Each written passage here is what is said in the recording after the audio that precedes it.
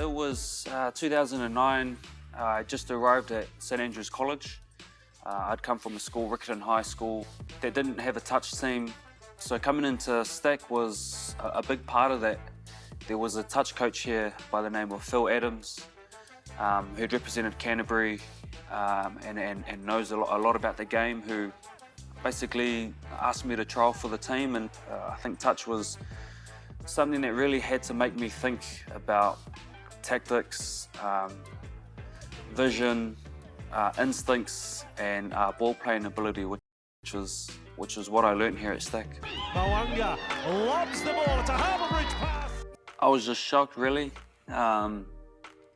Someone that was pretty new to the game of touch, and obviously I was still in school at that point, so to find out that I'd made the team was a really proud moment.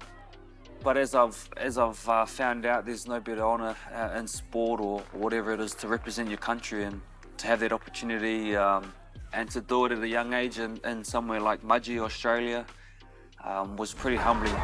Milner, Skudder needs a play into the end goal, and Binstead. Now I'm quick to sort of, rep QEC, and we're sort of a small school in terms of numbers and that, but touch was massive for us at school.